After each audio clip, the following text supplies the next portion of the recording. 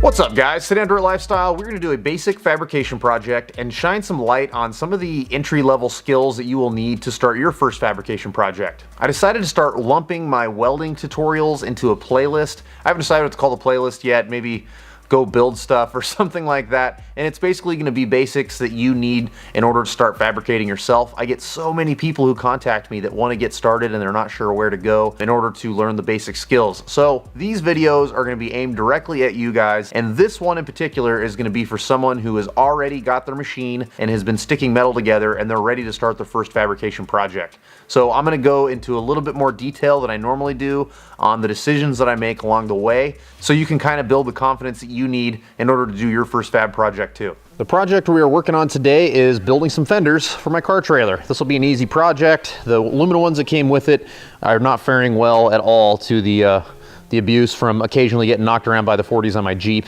So we're gonna build something that's got a little bit of a stronger skeleton and hopefully is gonna hold up a little bit longer. Usually your first project is not gonna be building custom suspension for your Jeep or something like that. It's gonna be building something aesthetic, like a fender or a bumper, something along those lines. I'm gonna start by making a basic outline with my tape measure as to what I think the fender is gonna look like. Then I'm gonna transfer that over to the floor, making a template that I can basically follow along with as I'm designing and building this skeleton. Now that I have a template marked out on the floor, I can mark, measure, and cut our first piece of tubing. The tubing that I'm gonna use for the skeleton or frame of this thing is just some square tubing. It's very basic, 1.5 inches, I think it's 3/16, somewhere around there. And it should be plenty strong enough for this project. When you buy tubing or you buy plate steel, a lot of times it will come with oil. If you look closer, you can see a little sheen on this. I keep that on there because whenever I'm storing it in the shop, it's so wet here that things like to rust, and I want to keep them from rusting as long as possible. This is something that I won't normally clean off until I'm making my welds and starting my project. I have a center line marked on the tube and I have a center line marked on the floor on our template. And the reason that I do this is because I like to cut something like this just a little bit long, and then the access will just get draped over whenever we make this bend right here. So what we're gonna do is we're gonna make a pie cut right there, and then whenever we bend this down and drape it over, we'll have a little bit of extra material, which I definitely prefer over not having enough. This is a speed square. We're gonna use this to figure out our pie cut, and the first thing we're gonna do is just mark a line that is exactly where we're gonna want our bend. So what we're gonna do is we're gonna do a pie cut in the bottom of our material here, and we're gonna leave a little piece of material up top, and we're just gonna use that as a hinge. If we take and we hinge it right here, and we line up this line with that line, we can look at these little indication marks, and we can see that that is a 45-degree angle. So I got really, at least, I mean, it's like a 46. It's about as close as you can eyeball, I think. So now what we need to do is we need to determine how much to cut out of this in order to bend it. Now, it would be easy to just cut out of the top and bend it and use this as a hinge down here, but the problem is now you've got a big open spot up top. So we need to eat away some material on this side in order to bend it. If we bent it right here where the top of this line is, then it's gonna make it to where the bottom of the tube is not gonna follow the line. The lines that I made on the floor, I want to be the bottom profile of this tube. So in order to accomplish that, we're gonna do some things that are kind of tricky here. So I'm actually going to put this at a 45-degree angle because that's what we want to remove. I am lining up this point right here with the cross section between these two lines, and I'm gonna make a mark right there. Now, what we need to do is split this in half. So we're going to split this in half. So this is gonna end up being where we need to hinge this tube from.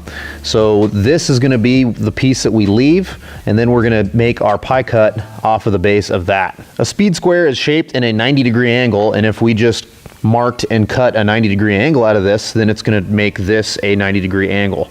So we don't want this to be a 90-degree angle, we want it to be a 45, meaning that we need to do half of this, making it a 45-degree angle.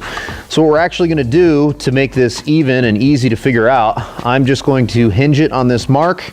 We are gonna turn this to half of a 45, and we have about a 23 right there. I would rather cut out a little more than not enough. So actually, you know what? We're gonna cut out a 25. So we're gonna cut 25 right there is our first cut. And we're gonna flip this around. We're gonna do the same thing. We've got these little indication marks that we're gonna follow, and we're gonna turn that to a 25, which is right there. I actually realized I just made a mistake. So this is a 25 right here. So 25 and 25 equals 50. I was looking at the wrong line. I was looking at this instead of this.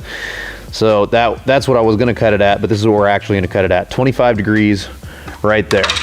So all this is gonna go in here, and that should give us enough room to bend a 50, but I've done this enough times to know that you don't want to cut it at exactly a 45, because if your cut's off just a little bit, then you can't quite get that 45 degree angle out of it. So we're gonna cut at a 50, and then we'll just fill the void that's left over. To cut this, I'm gonna be using a tool called a portaband. Now, this is a portable bandsaw. This isn't ideal to cut angles, but it is definitely doable. It's just one of those things you gotta take your time with. I opt to use this over an angle grinder just because it's not very noisy. I don't have to wear a mask because it's not just blowing dust everywhere, and I just really prefer to use a portaband anytime I get the chance.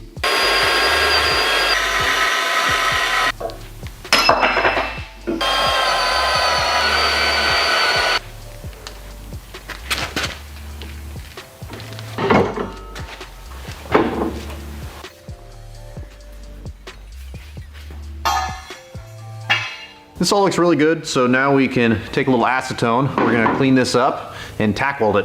It's really important to clean whatever you're about to weld because you don't want to get any oil or anything into your weld. It'll cause porosity. If you've already been welding, you already know exactly what I'm talking about. It makes a huge difference having a clean surface to weld on than having something that has rust and paint and oil, things like that. So I want to make sure that there's none of that on here. And normally I'll grind down the surface, but this doesn't really need it. I think I'm gonna be able to weld over it just fine.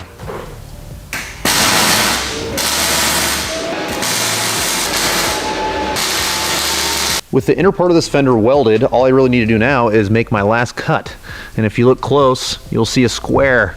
There's a 2x2 square that I drew here, and that represents that 2x2 square right there. So we turn that into a two-dimensional square, and if you look at it, I drew a little line, and that's where I need to make my cut. So once I make my cut on that line, this will set right on top of that. And what my plan is to take some angle iron. I'm going to cut angle iron to the right length. I'm going to drill a hole in it, and then I'm going to weld a nut on the inside, and then I'll just basically take a bolt, screw it in from the bottom whenever I want to secure this thing permanently. I need to make 3 more of these real quick, and then we'll get to the next step.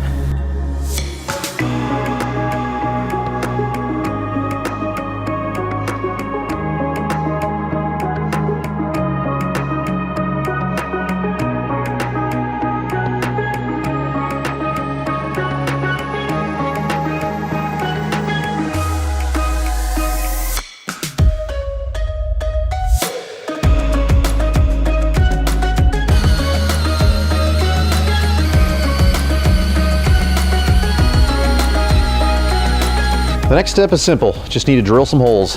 As you can see, I've got holes marked out on these little chunks of angle iron. So I've got 4 holes to drill, and then need to clean up that material really well and get it prepped to tack weld it. Before I drill any holes, I make a little punch mark right here. If you look close, you'll see a little indentation. And what that does is it makes it to where this drill bit won't walk around as easily whenever you start your hole. So it starts out like this with a little punch mark. Then I put the little 1/4-inch bit through, and then I drill it full size. And you'll notice this is a little bit wet because I use cutting oil.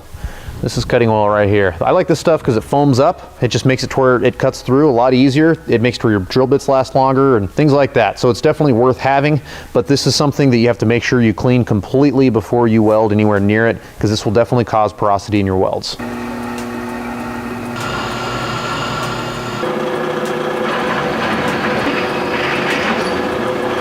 Let's take a minute and talk about how to prep material.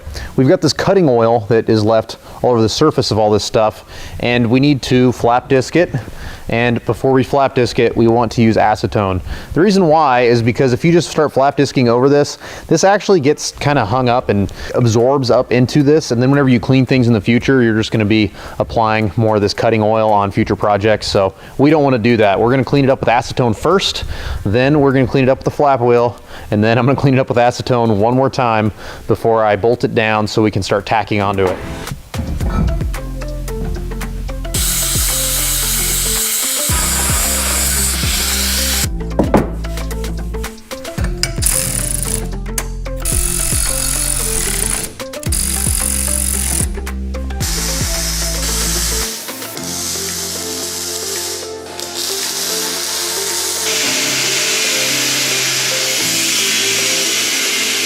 I found some nuts and bolts that fit this hole perfect, so I bolted it all together, tack welded the nut, and then cut the access off because I know I'm going to be having a little ramp going right over the top of this, and I would hate to bolt it in and put a nice big dent in my new fender. Now I'm going to figure out where to tack this chunk of frame to. I'm going to line it up, and I'm going to square it up using the speed square. You've been seeing me use it throughout this episode, and I use these a lot whenever I build, so all I'm going to do is get that bad boy on there. I might use a magnet or two to hold it in place, and then I will use this to square it up, make sure that it is nice and straight before I start tacking things together.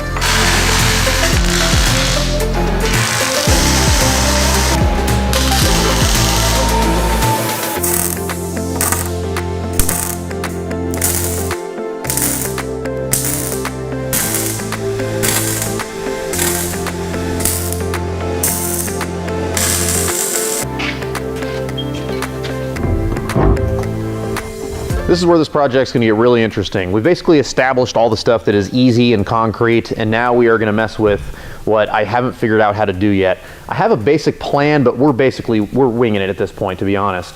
I need to make a cut here and here because we're doing a compound pie cut. So we've already established one pie cut, and I welded one side to keep it there, and we're gonna use this as a hinge to then cut our next pie cut so we can turn this.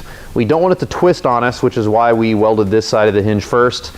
And so yeah, I'm just gonna open this up so we can turn it in order to give ourselves a taper, because I think a taper is gonna be a better look between here and here than just keeping it flat. So the next step is gonna be opening up this other pie cut.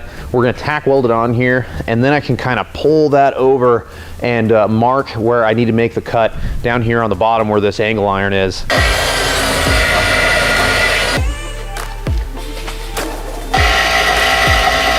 I gotta be honest, I think that looks like crap. We are not gonna do it this way, but that's why you tack stuff together, just in case you need to pull it back apart. I just don't like that taper. In my head, that taper looks awesome, but I'm used to using round tube, and I think round tube gives you a little more forgiveness whenever you're doing angles and stuff like that, and for whatever reason, I just don't like the way it looks. So I'm gonna straighten it back out. This one I already kind of pulled out to see what it looks like. This will be an easy fix. I'll show you some tricks on how to weld a huge gap, and with a MIG welder, it's pretty damn easy. I've got our piece of material anchored to the table, and this is just to keep it from flopping around while we work on it, and I can verify that everything's flat whenever it's anchored like this. So all we're gonna do is we're gonna take a piece of welding rod, we're gonna lay it across this valley, and we're gonna tack weld it in. And if I think I need to fit another piece in there, then I'll lay another piece in there, and I'll do the same thing. But all we're trying to do is give this a little bit of material, so as we're tack welding everything, it doesn't try to fall in, because if you've done any welding, you've burned through, all of us have. It's real easy to burn through, because you want it to be hot enough to join everything together, but you don't want it to be so hot that it just falls through and you got a big open hole in your material that you don't have to refill with your weld. So I think that this helps a little bit, and I'll show you exactly how I do it. Apparently my camera wasn't recording. There's the finished product. I'm gonna have to show you on this other side. This is actually a bigger gap, so this will be a little more of a challenge, and I'll show you exactly how I do this.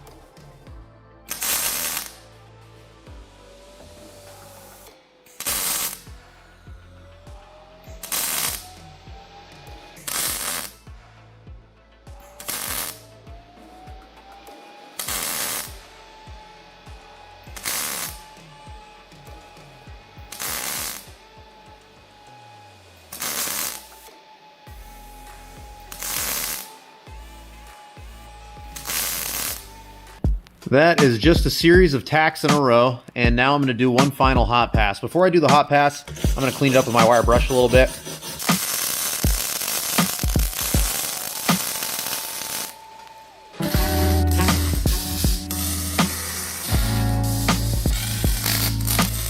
That is looking way better. I'm much happier with that. And they seem pretty stout so far. I mean, I've only partially welded them, but I can grab a hold of this bad boy and I can move that around and it just shakes the whole trailer. So I think we're definitely on the right track. Now we need to cut the skins for these. I like to have the reveal in just a little bit. So instead of doing a full 11 inches, we're gonna cut it at 10 inches and basically have like a 1/2 inch reveal on each side.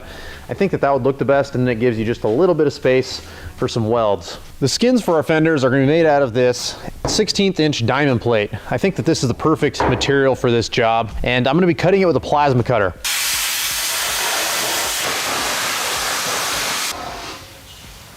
I've got a basic layout of where we need to make our bends to make this fit that fender. We're going to be using a tool called a press brake.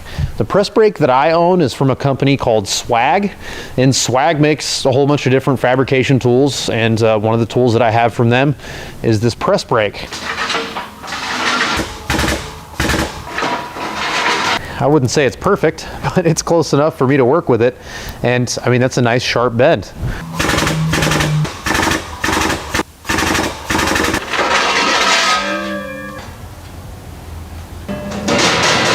These fenders are really starting to come together, and there's only one major step left, and that is finish weld.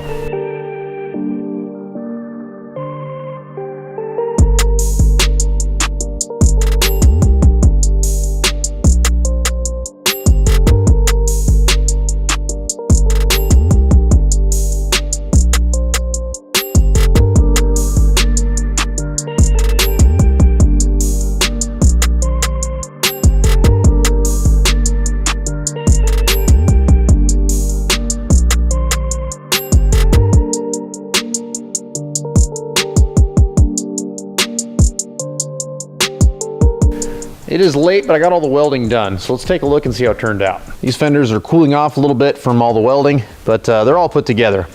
I wouldn't recommend welding all the way along, you know, the inside and outside of everything whenever you're building something that's mostly aesthetic like this. It doesn't really need it. I basically just added weld where I felt like it needed it. All the tube is welded all the way around, but anywhere that it's just like the skin of the fender, I don't think it's necessary. So on the top side, I've got a weld here, I have a weld in the middle, and then I have a weld on the outside. And then on the inside, I have one in between here, one between there. And they don't rattle or anything like that, and that's really the only reason you would try to weld something all the way through. But if I was to try and weld this all the way down, not only is that a waste of wire, but it also, you will slowly warp whatever it is that you're building whenever you have a big continuous weld like that. I also measure, so I put a center line here, center line on the other side, measured out 5 inches, and that way it's the same on both fenders, inside and out. I'm not going to document this next part of the process because it's just grinding and painting, and to be honest with you, I wouldn't want to watch that. I assume a lot of you wouldn't want to watch that. And to be really honest with you, I am exhausted. I need to get this done and get the first coat of paint on. So tomorrow I can bolt the fenders on my trailer, because the day after that I'm going to leave to Southern California for King of the Hammers. For those of you who are new fabricators, keep in mind that not everything you make has to be a masterpiece. You know, I could have TIG welded these fenders together or made them look all super tricked out, but sometimes you need to just build stuff that is functional and serves a job. That's exactly what this was. I needed to get it done. I figured it'd be a good opportunity to show you guys some of the basics that I use in the shop in order to make a project go smoothly and in order to overcome minor obstacles that are in your way. But don't put too much pressure on yourself and get discouraged. This should be a really fun process. Fabrication is really creative. It's an amazing outlet, and I encourage all of you to start doing it. Anyone who is still with me at the end of this video, that means you're probably pretty interested. So I hope that you learned something from this video, and I do plan on doing more stuff like this and getting into the basic nuts and bolts of how I do things. Most of the videos on my channel, I kind of skim through the small stuff just to keep the video moving and keep it interesting, but I do want to start addressing some of these basic skills just to make it easier for you guys who are getting started. If you liked the video, give it a thumbs up, subscribe to the channel if you like things like this, and if you don't follow me on social media, I'm at Dirt Lifestyle Nate. We'll see you next time.